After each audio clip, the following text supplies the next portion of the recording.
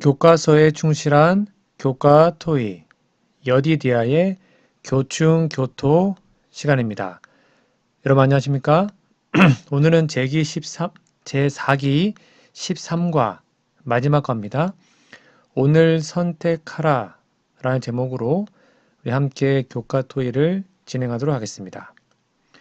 여러분 교과서와 성경책을 미리 준비해 주시기 바랍니다. 오늘의 연구 범위입니다. 여호수아 24장 전체, 창세기 12장 7절, 신명기 17장 19절, 신명기 5장 6절, 열왕기상 11장 2절, 4절, 9절, 디모데후서 4장 7절, 8절입니다. 연구 범위 성경 본문을 꼭 펴서 읽어주시기 바랍니다. 기억절입니다. 너희가 섬길 자를 오늘 택하라. 오직 나와 내 집은 여호와를 섬기겠노라 하니. 여호수아 24장 15절입니다. 기억절 노래 들으시고 이어서 말씀 연구를 진행하겠습니다. 사기 13과 너희가 섬길 자를 오늘 택하라. 오직 나와 내 집은 여호와를 섬기겠노라 하니. 여호수아 24장 15절.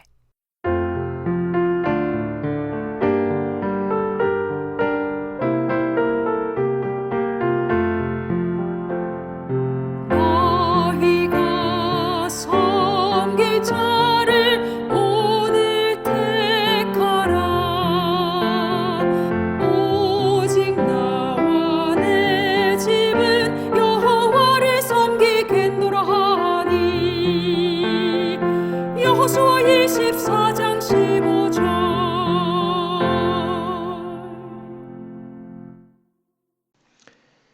12월 21일 일요일입니다. 제목은 너희가 거기 있었다. 자, 교과서 질문입니다. 여호수아 24장 2에서 13절 읽어보라. 이스라엘에게 주신 하나님의 기별의 핵심은 무엇인가? 본문을 꼭 읽어보십시오. 이 본문은 이스라엘 백성이 가나안 정복 사업을 마무리하고 세겜에 모였을 때 여호수아가 하나님의 대언자로서 선포한 장엄한 회고의 설교입니다. 우리 대림교회 성경 주석과 영감의 글에 보면, 그리고 우리의 신앙 고백을 종합해 볼 때 이 구절에 나타난 하나님의 기별의 핵심은 구원은 전적으로 하나님의 주권적인 은혜와 주도권에 의한 것이라는 사실이죠. 본문을 잘 읽어보시면 하나님의 주도권이 잘 나옵니다. 내가 뭐뭐뭐뭐를 하였다. 이 본문에서 가장 주목해야 할 문장은 바로 문장의 주어죠. 하나님께서는 아브라함의 부르심부터 가나안 정착 이르기까지 모든 과정에서 내가, 즉 하나님 자신이 뭔가를 했다는 그 주어를 반복하여 사용하십니다. 3절이죠. 내가 너희의 조상 아브라함을 이끌어냈다. 5절, 내가 모세와 아론을 보내었다. 6절, 내가 너희 조상들을 애굽에서 인도하여 냈다. 13절, 내가 너희가 수고하지 아니한 땅과 너희가 건설하지 아니한 성읍들을 너희에게 주었다. 즉 재림교 성경 주석은 이 반복된 표현이 이스라엘의 역사가 인간의 전략이나 용맹의 산물이 아니라 하나님께서 친히 설계하시고 성취하신 구속사의 과정임을 확증한다고 설명합니다. 이스라엘은 단지 하나님의 은혜의 수혜자였을 뿐이죠. 두 번째는 거절할 수 없는 은혜의 역사가 기록되어 있습니다. 하나님께서는 이스라엘 과거를 상기시키며 그들이 우상을 섬기던 강 저쪽에서 어떻게 택함 받았는지를 강조하십니다. 2절에 나오죠. 이는 영감의 글에 강조되어 있듯이 인간에게 구원받을 만한 어떤 자격이나 공로가 있어서가 아니라 오직 하나님의 자비하심 때문에 구원이 시작되었음을 보여줍니다. 발람의 저주를 축복으로 바꾸신 사건 9절 10절에 나와요. 또는 왕벌을 보내어 대적을 쫓아내신 사건 12절에 나옵니다. 이런 것들은 인간의 계산을 뛰어넘는 하나님의 보호하심을 상징하고 있죠. 세 번째로는 선물로 주어진 안식과 기업입니다. 마지막 13절은 이 모든 기별의 결론인데요. 너희가 수고하지 아니한 땅과 너희가 건설하지 아니한 성읍들을 주셨다라는 선언은 재림교회의 기본 교리인 은혜에 의한 구원을 구약적 배경에서 가장 명확히 보여주는 장면입니다. 즉 그들이 먹고 있는 포도원과 감람나무는 그들이 심은 것이 아닙니다. 이것은 장차 우리가 하늘 가나안에서 누리게 될 영원한 안식 또한 우리의 공로가 아닌 그리스도의 보혈로 주어지는 선물임을 예표하고 있죠. 여러분, 오늘 여호수아를 통해 들려주시는 하나님의 음성에 귀를 기울여 보십시오. 이스라엘 백성들이 가나안의 풍요를 누릴 수 있었던 것은 그들의 칼이나 활 때문이 아니었습니다. 그것은 오직 하나님께서 내가 너희를 위하여 일하였다라고 말씀하신 그 사랑 때문이었죠. 우리의 인생도 마찬가지입니다. 지금 우리가 누리고 있는 생명, 우리가 견뎌온 고난의 터널, 그리고 앞으로 맞이할 영원한 하늘은 결코 우리의 힘으로 쟁취하는 것이 아닙니다. 하나님께서는 오늘도 우리에게 말씀하십니다. 내가 너를 택하였고 내가 너를 인도하였으며 내가 너를 위해 예비하였다. 이 압도적인 은혜 앞에 우리가 드릴 수 있는 유일한 응답은 무엇입니까? 오직 감사함으로 그분을 신뢰하고 우리 마음속의 이방 신들을 내어버리며 온전히 여호와만을 섬기는 그 결단이 필요하겠죠? 오늘 이 시간 우리의 인생을 주관해 오신 하나님의 손길을 기억하시고 그 신실하신 하나님께 우리의 남은 생애를 온전히 맡기기로 결심하는 우리 모두가 되기를 간절히 바랍니다. 12월 22일 월요일입니다. 제목은 성실함과 진실함으로. 여호수아는 질문입니다. 여호수아는 이스라엘 백성에게 무엇을 요청했는가? 여호와를 성실함과 진실함으로 섬긴다는 것은 무엇을 의미하는가? 우리 세겜에 모인 이스라엘 백성들을 향한 노 지도자 여호수아의 마지막 고별 설교는 수천 년이 지난 오늘날 우리에게도 여전히 강력한 울림을 줍니다. 몇 가지만 살펴볼게요. 첫 번째, 여호수아가 이스라엘 백성에게 요청한 것은 24장 14절 15절에 나오죠. 여호수아는 하나님의 풍성한 은혜의 역사를 회고한 후에 백성들에게 두 가지의 핵심적인 결단을 추구합니다. 첫째는 뭐였습니까? 우상을 버리라는 것이죠. 그는 조상들이 강 저편, 즉 메소포타미아와 애굽에 섬기던 신들을 과감히 척결하라고 명합니다. 이는 단순히 눈에 보이는 형상을 치우라는 의미를 넘어서 하나님보다 더 의지하거나 사랑하는 모든 마음의 우상을 제거하라는 요청입니다. 두 번째는 오늘 너희가 섬길 자를 택하라는 것입니다. 영감의 글에는 이 장면을 묘사하면서 하나님께서는 결코 강요에 의한 순종을 원하지 않으신다고 강조합니다. 여호수아는 백성들에게 만일 여호와를 섬기는 것이 너희에게 좋지 않게 보이거든이라는 파격적인 전제를 제시하며 그들 스스로가 자발적인 의지로 하나님을 선택할 것을 요구했습니다.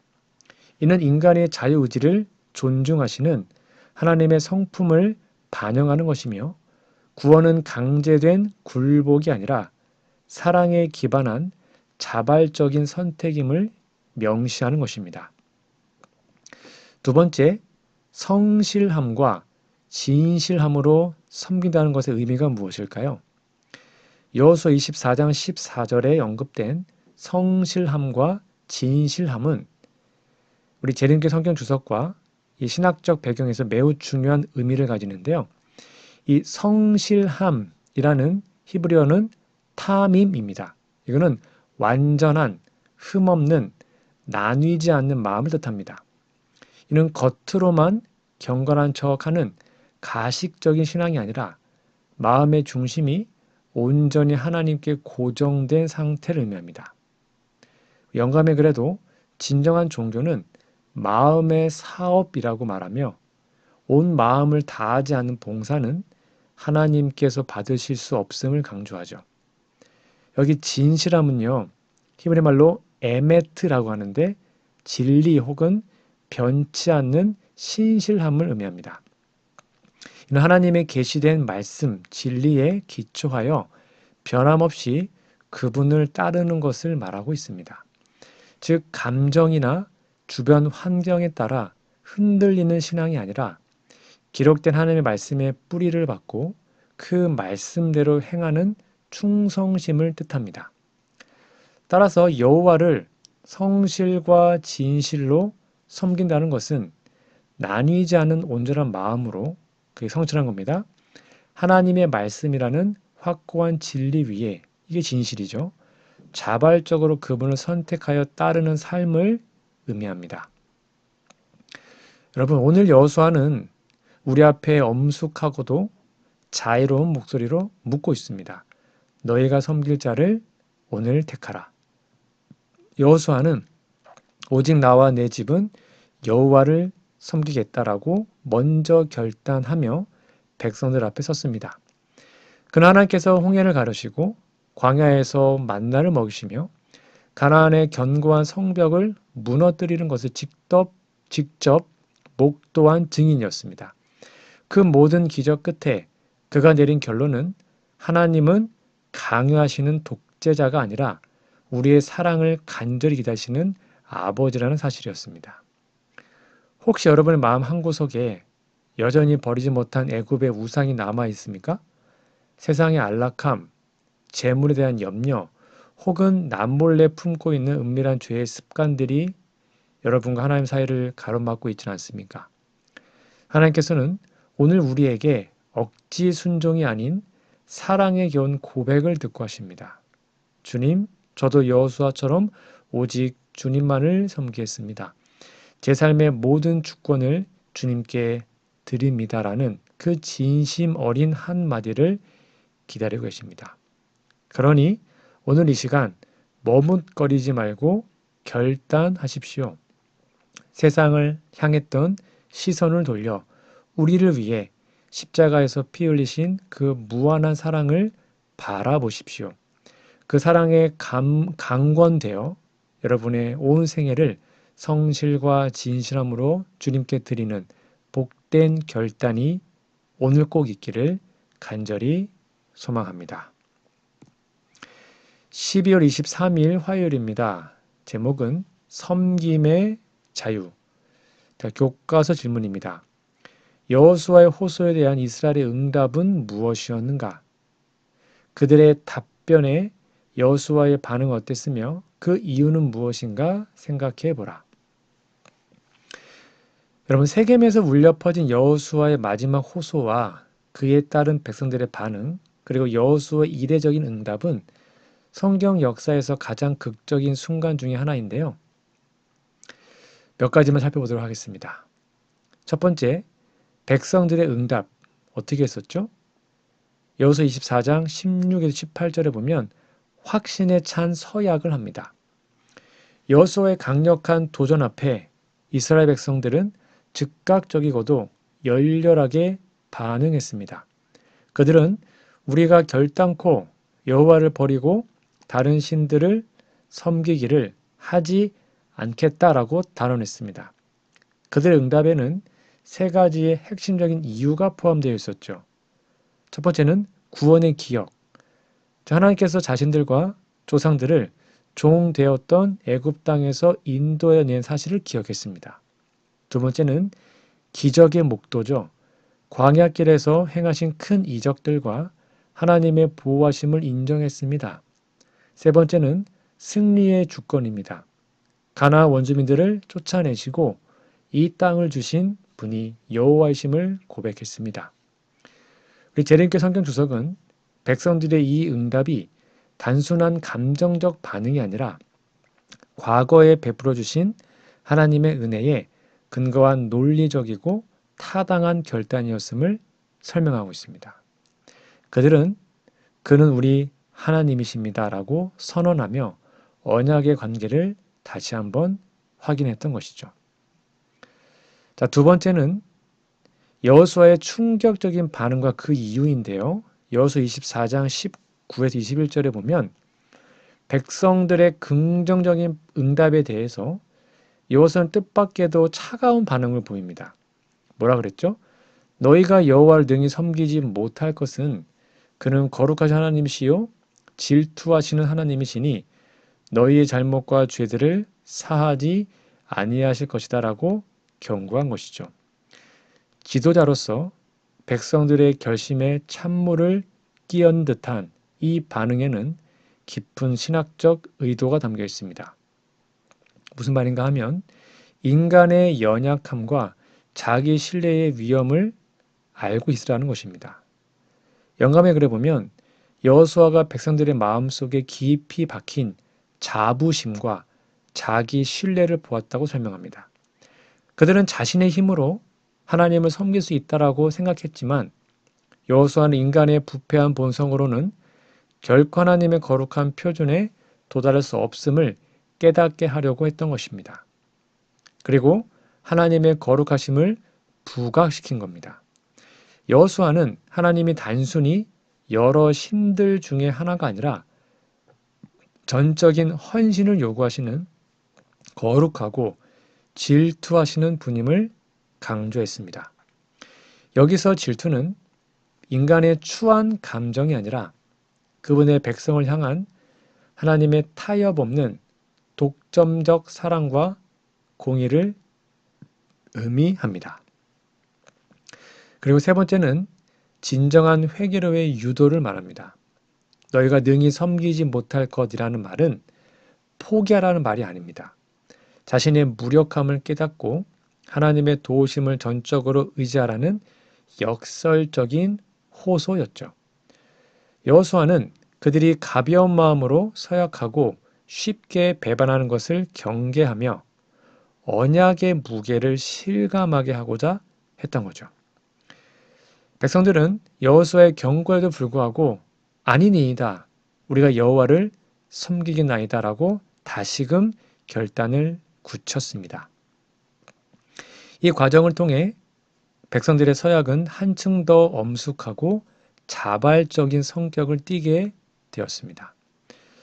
여러분, 오늘 우리는 이스라엘 백성들처럼 큰 확신에 차서 주님, 제가 주님을 위해 무엇이든 하겠습니다라고 고백할 때가 많습니다. 하지만 우리의 결심이 얼마나 자주 흔들리고 우리의 서약이 얼마나 쉽게 무너지는지 우리는 스스로 잘 알고 있습니다. 여호수아가 너희가 능히 섬기지 못할 것이라고 말했던 그 엄중한 경고를 기억하시기 바랍니다. 이것은 우리를 절망시키려는 말이 아닙니다. 오히려 너희의 힘으로는 불가능하니 하나님을 의지해라. 하나님의 손을 굳게 붙잡으라는 하나님의 간절한 초대인 것이죠. 우리의 의지만으로는 거룩한 하나님의 법을 지킬 수도 없고 그분을 온전히 기쁘게 해드릴 수도 없습니다. 우리가 진정으로 하나님을 섬길 수 있는 유일한 방법은 우리 자신의 연약함을 철저히 인정하고 매 순간 그리스도의 보혈과 성령의 능력을 구하는 것입니다. 여러분, 오늘 이 시간 거울 앞에 서듯 하나님의 거룩하심 앞에 우리들의 영혼을, 우리의 마음을 비추어 봅시다. 그리고 내 힘이 아닌 오직 주님의 은혜만으로 살겠다는 겸손한 고백을 드리시기 바랍니다. 주님, 저는 할 수 없으나 주님께서 제 안에 사시면 능히 감당할 수 있습니다. 저를 온전히 주관하여 주시옵소서. 이 겸손한 고백이 우리의 삶을 변화시키고 흔들리지 않는 참된 제자의 길로 인도하기를 간절히 소망합니다. 12월 24일 수요일입니다. 제목은 우상 숭배의 위험인데요. 자, 교과서 질문입니다. 여호수아 24장 22에서 24절을 읽어보라. 여호수아가 이스라엘 백성들에게 우상을 버리라고 거듭 호소해야 했던 이유는 무엇인가? 이 말씀 읽어보시면 우리는 이스라엘 백성들의 신앙 고백과 그 이면에 숨겨진 영적 실상을 마주하게 됩니다. 왜 여호수아는 백성들의 거듭된 확약, 즉 서약에도 불구하고 우상을 치워버리라고 다시 한번 강력하게 호소했을까요?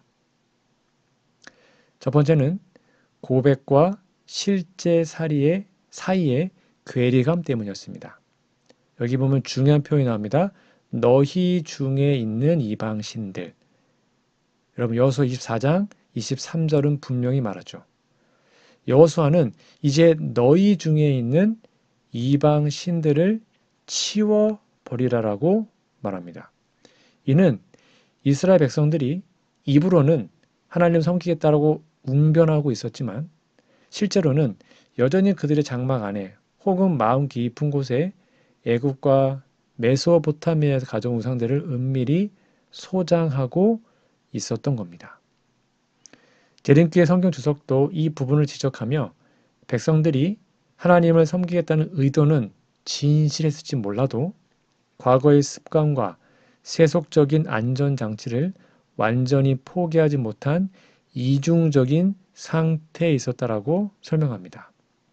즉 여호수아는 입술의 고백만으로는 충분하지 않으며 구체적인 죄를 버리는 행위가 뒤따라야 함을 강조한 것이죠. 두 번째, 마음을 여호와께로 향하게 하려는 영적 개혁을 강조한 겁니다. 여호수아의 호소는 단순한 외적 우상 숭배를 금지하는 것을 넘어서 너희의 마음을 이스라엘 하나님 여호와께로 향해라. 23절에 나와요. 이것은 본질적인 변화를 촉구하는 것이었죠. 영감이 그래도 보면 여호수아가 백성들의 마음속에 여전히 남아있는 자만심과 세속적인 정신을 간파했다고 기록하고 있습니다. 즉 하나님께서는 나뉘지 않는 마음을 원하십니다. 여호수아가 거듭 호소한 이유는 우상을 단순히 가지고 있는 것만으로도 언제든지 하나님을 배반할 수 있는 불씨가 될 수 있음을 알았기 때문이죠. 그는 백성들이 감상적인 결단에 머물지 않고 철저한 자기 부정과 회개를 통해 하나님과 실제적인 연합을 이루길 원했던 겁니다. 세 번째는 언약의 엄중함과 증인으로서의 책임입니다. 22절에서 여호수아는 너희가 여호와를 택하고 그를 섬기라 하였으니 스스로 증인이 되었다라고 선언합니다. 즉 이것은 우리 재림교회 기본 교리에서 강조하고 있는 선택의 자유와 그에 따른 책임을 명확히 보여줍니다. 여호수아가 거듭 호소한 것은 이 언약이 단순한 통과 의례가 아니라 어길 경우 스스로에게 심판의 증거가 되는 엄중한 계약임을 일깨우기 위함이었습니다. 그는 백성들이 이 약속의 무게를 실감하고 일시적인 흥분이 아니라 평생의 헌신으로 이어지도록 그들을 영적 벼랑 끝으로 몰아넣어서 진심 어린 결단을 이끌어낸 것입니다. 여러분, 오늘 우리는 세겜에 모인 이스라엘 백성들처럼 주님 앞에 서 있습니다. 우리 역시 침례받을 때 그리고 매주 안식 예배 드릴 때 주님만을 섬기겠습니다라고 뜨겁게 고백하지 않습니까? 하지만 여호수아의 날카로운 음성이 오늘 우리의 심령을 찌릅니다. 이제 너희 중에 있는 이방신들을 치워버리라. 혹시 우리 마음의 장막 깊숙한 곳에 하나님보다 더 의지하는 현대판 우상이 숨겨져 있지 않습니까? 통장의 잔고, 사회적 지위, 자녀의 성공, 혹은 포기하지 못한 은밀한 죄의 습관들이 하나님을 섬긴다고 말하고 있는 우리의 고백을 공허하게 만들고 있지는 않습니까? 하나님은 우리 마음의 99%가 아니라 100% 전부를 원하십니다. 여러분, 우상은 적당히 타협할 대상이 아니라 완전히 치워버려야 할 대상입니다. 오늘 이 시간 우리 마음속에 숨겨둔 모든 이방 신들을 주님의 발 앞에 내어놓지 않으시겠습니까? 우리 스스로는 이 우상을 이길 힘이 없으나 우리를 위해 당신의 전부를 주신 예수 그리스도의 십자가 사랑을 바라볼 때 우리는 비로소 세상을 이길 용기를 얻게 되는 것이죠. 우리가 하나님 여호와를 섬기고 그의 목소리를 우리가 청종하겠다라고 말한 24절에 그들의 고백이 오늘 여러분과 저의 진실한 생애의 고백이 되기를 간절히 소망합니다. 10월 25일 목요일입니다. 제목은 성공적인 마지막인데요. 자, 교과서 질문입니다. 영감받은 기자에 의해 기록된 여호수아서의 결론을 읽어보라. 꼭 읽어보세요. 이 말씀들은 어떻게 여호수아의 삶을 되돌아볼 뿐만 아니라 미래를 내다보고 있는가? 여호수아의 마지막 장인 24장 29에서 33절은 한 위대한 지도자의 생애를 마무리함과 동시에 이스라엘 공동체의 과거와 미래를 잇는 영적인 가교 역할을 합니다. 첫 번째, 과거를 회고합니다. 여기 여호와의 종이라는 최고의 훈장이 나오는데 본문은 여호수아를 여호와의 종이라고 부르며 그의 죽음을 기록합니다. 29절에 나오죠. 여러분, 이건 성취된 사명인데요. 이 칭호는 이전까지는 오직 모세에게만 주로 사용되었던 영예로운 호칭이었습니다. 제린겔 성경 주석은 여호수아가 모세의 수종자로 시작해서, 즉 모세의 종으로 시작해서 마침내 모세와 어깨를 나란히 하는 여호와의 종으로 인정받았음을 강조합니다. 그는 가나안 정복과 땅 분배, 그리고 세겜에서의 언약 갱신을 통해 하나님께서 맡기신 모든 사명을 완수했습니다. 또한 신실함의 증거가 나오는데요. 31절에 보면 여호수아가 사는 날 동안과 그와 함께한 장로들이 사는 날 동안 이스라엘이 여호와를 섬겼다고 기록합니다. 이는 여호수아의 지도력이 단순히 군사적인 힘에 있었던 것이 아니라 백성들의 마음속에 하나님을 경외하는 정신을 깊이 심어준 영적 승리였음을 보여줍니다. 영감의 글에도 여호수아의 신실한 모본이 백성들에게 가장 강력한 설교였다고 평가하고 있죠. 자, 두 번째는 미래를 내다본 건데요. 성취된 약속과 다가올 위기를 살펴보겠습니다. 성경 기자는 여호수아의 죽음에 이어 요셉의 뼈를 장사한 기록과 제사장 엘르아살의 죽음을 덧붙임으로써 미래를 향한 중요한 메시지를 던져주고 있습니다. 32절에 보면 요셉의 뼈와 하나님의 신실함이 잘 나오는데요. 이스라엘이 애굽에서 가지고 나온 요셉의 뼈를 세겜에 장사한 사건은 창세기 50장의 예언이 수백 년 만에 성취되었음을 보여줍니다. 이는 미래의 후손들에게 하나님은 한 번 하신 약속을 반드시 지키시는 분이라는 확신을 주고 있죠. 또한 요셉의 매장지는 이스라엘이 이제 이 땅의 영원한 주인이 되었음을 선포하는 법적, 영적 증거가 되었습니다. 그리고 31절과 33절에 보면 세대의 교체와 영적 도전이 나오는데요. 여호수아와 대제사장 엘르아살의 죽음은 한 시대가 끝났음을 의미합니다.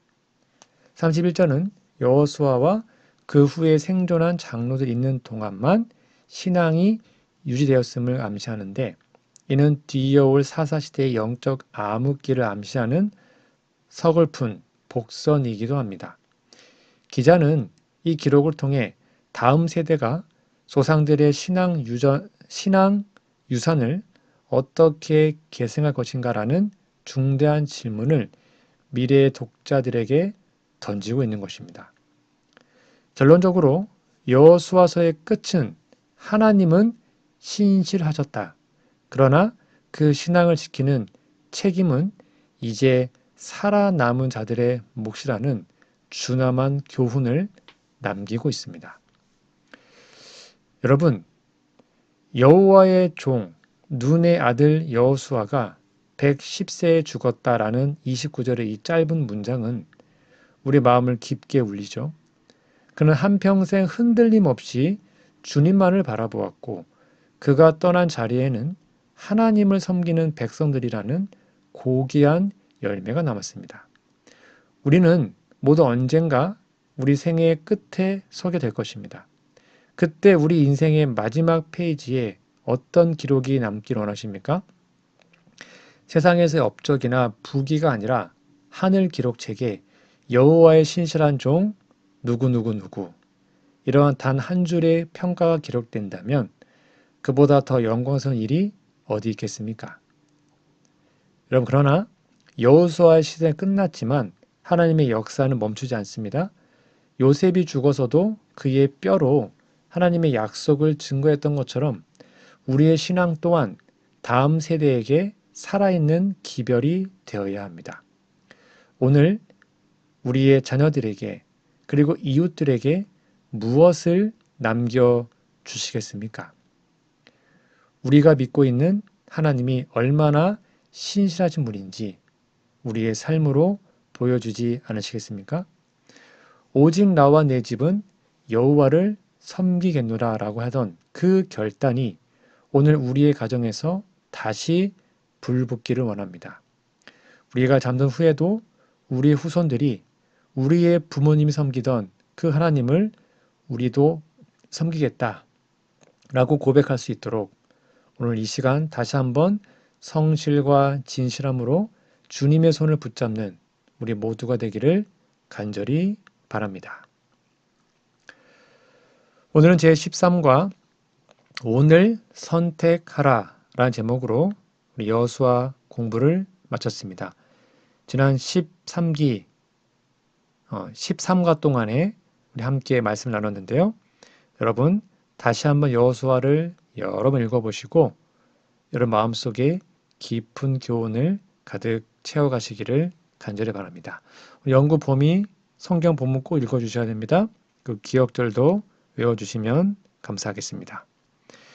우리 다음 주에는요.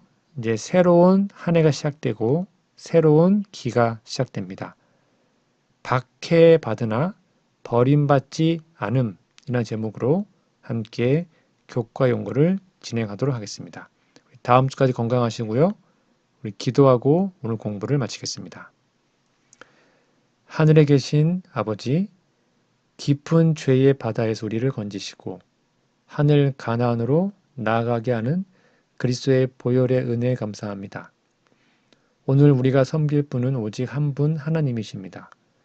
우리의 마음을 들이니 받아주시고 새 하늘에 이르기까지 발걸음마다 함께 하옵소서. 거룩하신 왕이시며 우리의 하늘 아버지이신 주님의 나라에서 영원토록 거하기를 원합니다. 세상의 어떤 일보다 주님의 위대하심을 기억하고 하나님의 일에 협력하는 기쁨을 누리게 하시며 주님께 순종하는 삶을 살 수 있도록 도와주시옵소서.